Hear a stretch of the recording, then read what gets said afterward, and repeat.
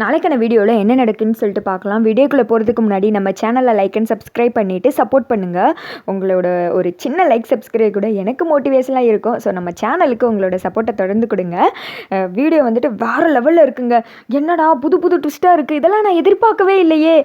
ஒரு நேரம் உங்களை திட்டினாலும் மறுநேரம் வந்துட்டு ஏதோ இருக்குடா அப்படின்ற மாதிரி தான் இருக்குது. ஃபஸ்ட்டு சைனில் வந்துட்டு ரம்யாவும் தீபாவும் சண்டை போட்டுட்டு இருக்க மாதிரி காமிச்சிட்டு இருக்காங்க. அந்த சைடு புதற்குள்ளே வந்துட்டு ஐஸ்வர்யா நின்றுக்கிட்டு ரம்யா அவளை சுற்று அப்படின்ற மாதிரி கமெண்ட்ரி கொடுத்துட்ருக்கு. இங்கிட்டு வந்துட்டு அந்த இடத்துல ரியாவும் ஜாயின் பண்ணிக்கிறாங்க. மாற்றி சண்டை போட்டதில் ரியா மேலே புல்லட் இறங்கிடுது. ஐஸ்வர்யா வந்துட்டு செத்துட்டாளா அப்படின்னு பார்த்தா ரியா தான் வந்துட்டு கீழே விழுந்து கிடக்குறாங்க. இவ்வளோ சுற்றுக்க வேண்டி தானே அப்படின்ற மாதிரி இது உட்காந்து யோசித்துக்கிட்டு இருக்கு. அங்கிட்டு வந்துட்டு ஐயோ ரியா உன்னை நானே என் கையால் சுடுற மாதிரி ஆயிடுச்சே, என்னை மன்னிச்சிரு ரியா, இவ்வளோ தான் போட்டு தள்ளணும்னு நினச்சேன், ஆனால் இப்படி உன் மேலே புல்லட் பட்டுருச்சே, என்னை மன்னிச்சிரு அப்படின்னு சொல்லிட்டு கெஞ்சேன். நீ அதுக்கெல்லாம் ஒன்றும் கவலைப்படாத, என் உயிர் போகிறத பற்றி கூட எனக்கு கவலை கிடையாது. ஆனால் நம்ம இவ்வளோ தூரம் கஷ்டப்படுறதுக்கு காரணமாக இருந்த இந்த தீபா உசுரோடு இருக்கக்கூடாது, நம்ம எதிரியை வந்துட்டு நீ அழிச்சிரு, அவளை கொன்று அப்படின்ற மாதிரி சொல்ல, இதுதான் என்னோட கடைசி ஆசை அப்படின்ற மாதிரி ரியா சொன்னதுமே உன்னை நான் விடமாட்டேன்டி, என் கையாலே வந்துட்டு என் ரியாவை ஷூட் பண்ண வச்சிட்டேல அப்படின்னு சொல்லிட்டு தீபாவை பார்த்து முறைக்க, இங்கே பாரு உன்னோட அகம்பாவத்தால் எந்த இடத்துல வந்து நின்றுக்கிட்டு இருக்க பாரு, ரியாவை வந்துட்டு உயிருக்கு போராடுற நிலைமையில கொண்டு போய் விட்டுட்ட, இப்பயும் அவன் ஆத்திரம் அடங்கலை அப்படின்ற மாதிரி சொல்ல, உன்னை விட மாட்டேன்டி அப்படின்னு சொல்லிட்டு மறுபடியும் வந்துட்டு தீபாவை சுடுறதுக்காக போக, எங்கே சுடுறி பார்ப்போம் அப்படின்னு சொல்லிட்டு மறுபடியும் தீபா சண்டை போடுறாங்க. அப்போது தீபாவோட ரிங்கு ஒரு பக்கம் கலந்து போய் விழுந்துருது, துப்பாக்கி ஒரு பக்கம் போய் விழுந்துட விறுவிறுன்னு தீபா வந்துட்டு ஓடுறாங்க. பின்னாடியே ரம்யா துரத்திட்டு வராங்க. உன்னை நான் என்ன பண்ணுறேன் பாரு அப்படின்னு சொல்லிட்டு பள்ளத்தில் தள்ளி வரதுக்காக போக தீபா விளங்கிக்கிறாங்க. ரம்யா வந்துட்டு விழுந்துடுறாங்க. வேமா தீபா வந்துட்டு கையை பிடிச்சி தூக்குறாங்க. ரம்யா அம்மு கையை விட்டுறாதடி, என் கையை பிடிச்சிருடி, இப்போ வந்துட்டு நம்ம சண்டை போடுறதுக்கான நேரம் கிடையாது, நீ முதல்ல மேலே வரணும் வா அப்படின்ற மாதிரி சொல்லச்சி, நீ உயிர் பிச்சை போட்டு நான் வாழ்றதா, நான் யாரும் தெரியல ரம்யாடி, நீ உசுறு பிச்சை கொடுத்து நான் ஒன்று வாழணும்னு எனக்கு அவசியமே கிடையாது, நான் யாரு எப்பேற்பட்டவ, கையை விடுறி, நீ காப்பாற்றுற உசுறு எனக்கு தேவையே இல்லை அப்படின்னு சொல்லிட்டு தீபா கையிலேருந்து உருவிட்டு ரம்யா வந்துட்டு அந்த பள்ளத்திலே வந்துட்டு விழுந்துடுறாங்க.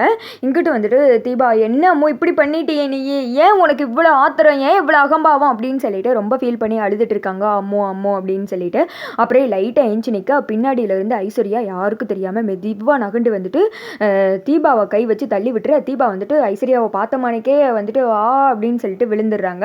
நான் வந்துட்டு இன்னைக்கு தான் நிம்மதியாக தூங்க போகிறேன், என்னை வந்துட்டு வீட்டை விட்டு துரத்தி அசிங்கப்படுத்தினேல, என் அம்மாவை ஜெயிலுக்கு அமிச்சல, உன்னை நான் வந்துட்டு பழி வாங்கிட்டேன், இனிமேல் வந்துட்டு எனக்கு நிம்மதி தான் என் வாழ்க்கையில் அப்படின்னு சொல்லிட்டு ஐஸ்வர்யா வந்துட்டு அப்படியே வில்லி மணக்க பேய் மாதிரி சிரிச்சுட்டு இருக்கு மக்களே. அது பாட்டுக்கு சிரிச்சுட்டு அங்கேருந்து கிளம்ப, அடுத்து வந்துட்டு என்னடா இப்படி பொசுகுன்னு போட்டு தள்ளிட்டீங்க அவ்வளோதானா அப்படின்ற மாதிரி நம்ம கவலையில் இருக்கா.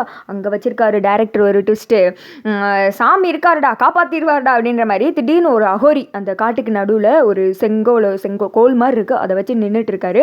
என்னது அஹஹா நிம்மதியாக தூங்க போறியா, பாவ மூட்டையை தலையணையா வச்சுக்கிட்டு நிம்மதியாக தூங்க போறியா, நீ எப்படி நிம்மதியாக தூங்குவ, நெருப்பை கொண்டு போய் வைக்க பொருட்களை ஒழிச்சு வச்சுட்டா நெருப்பு அணைஞ்சிருமா, இனிமே தான் கொழுந்து விட்டு எரிய போகுது, அந்த கொழுந்து விட்டு எரிஞ்சதில் நீ என்ன ஆக போறேன்னு தெரில, இனிமேல் நீ பார்க்க வேண்டியது ரொம்ப இருக்குது அப்படின்ற மாதிரி பயங்கரமாக வந்துட்டு வில்லத்தனமாக கக்கன்னு சிரிக்க, ஏதோ யோசித்துட்டாரியா டேரக்டர் அப்படின்ற மாதிரி தான் இருக்குது. அதாவது தீபாக்கு அப்போ எதுவுமே ஆகாது, அவங்க வந்துட்டு சேஃப் அப்படின்ற மாதிரி தான் வந்துட்டு தோணுது. அடுத்த சீனில் போலீஸை வந்து காமிச்சிட்டு இருக்காங்க. அந்த சரிஞ்சு கிடந்துச்சுல அந்த கார் பக்கத்தில் வந்து நின்றுட்டு கார்த்திக் தான் கால் பண்ணுறாங்க. இங்கே ஒரு கார் வந்துட்டு அந்த மாதிரி இருக்குது அப்படின்ற மாதிரி சொல்ல, கார்த்தி அதே சமயத்தில் அங்கே கோயிலுக்கு போயிருக்காங்க. தீபா வந்துட்டு யாருக்குமே கெட்டது நினைக்காதவங்க, நல்லது தான் நினைப்பாங்க, அவங்களுக்கு இப்படி ஒரு கஷ்டம் கொஞ்சம் ரொம்ப நாளாக அவங்க கஷ்டப்பட்டுட்டு தான் இருந்தாங்க, இப்போ ஏதோ 2-3 நாள் தான் சந்தோஷமாக இருந்தாங்க, அது கூட உனக்கு பொறுக்கலையா, எப்படியாவது அவங்கள எனக்கிட்ட திருப்பி கொடுத்துரு அப்படின்ற மாதிரி வேண்டிகிட்டு இருக்க. சரவணன் கால் பண்ணி இந்த இடத்துல இப்படி ஒரு கார் நிற்கிது, எனக்கு என்னமோ அவங்க தான் வந்துட்டு சந்தேகமாக இருக்குது, நான் லொக்கேஷன் அனுப்பிச்சுடுறேன் வந்துருங்க அப்படின்னு சொல்ல கார்த்தி அந்த இடத்துக்கு வர்றாங்க. கார்த்தி அந்த காரை வந்துட்டு செக் பண்ணி பார்த்துட்டு இது ரம்யாவோட கார் தான் அப்படின்ற மாதிரி சொல்லதும், கார் இங்கே இருக்குன்னா அப்போ கண்டிப்பாக இங்கிட்ட காட்டுக்குள்ளே தான் ஓடிருப்பாங்க, வாங்க போய் பார்க்கலாம் அப்படின்னு சொல்லிட்டு இவங்க எல்லாருமே வந்துட்டு படையோடு போய் பார்க்க, முடிஞ்சு போன கல்யாணத்துக்கு எதுக்குடா மூளை வசிக்கிறீங்க, நீங்கள் போய் ஒன்றும் கிடையாது, அங்கே ஒரு டெட் பாடி தான் கிடக்கும், அள்ளிட்டு போங்க அப்படின்ற மாதிரி நம்ம நினச்சிக்கிட்டு இருக்க, அது மாதிரியே ரியாவோட டெட் பாடி கிடக்குது. அதை பார்த்ததுமே வந்துட்டு எல்லாருமே ஷாக் ஆயிடுறாங்க.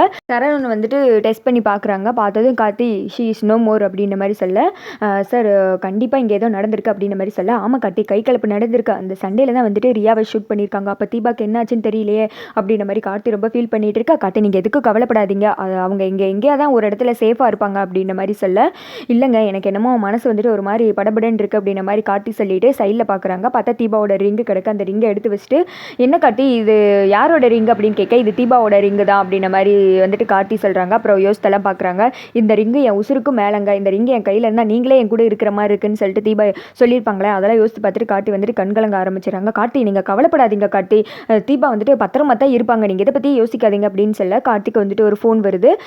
ஃபோனை வந்துட்டு கட் பண்ணது யார் கார்த்தி அப்படின்னு கேட்க ஹாஸ்பிட்டலில் தான் கால் பண்ணுறாங்க, என்கிட்ட பேசணுமா, அம்மாவை அட்மிட் பண்ணியிருக்காங்க அப்படின்னு சொன்னது. இங்கே எல்லாத்தையும் நான் பார்த்துக்கிறேன், நீங்கள் வந்துட்டு ஹாஸ்பிட்டல் போங்க அப்படின்ற மாதிரி சொல்ல கார்த்தி வந்துட்டு கிளம்பிடுறாங்க. நான் எல்லாத்தையும் உங்களுக்கு அப்டேட் பண்ணுறேன் அப்படின்னு சொல்லி வழி அமுச்சு வைக்க அப்புறமேட்டு இங்கே 108க்கு எல்லாத்துக்கும் வர சொல்லிட்டு தீபா வந்துட்டு எங்கே இருக்கான்னு தேடுற மாதிரி வந்துட்டு காமிச்சிட்ருக்காங்க.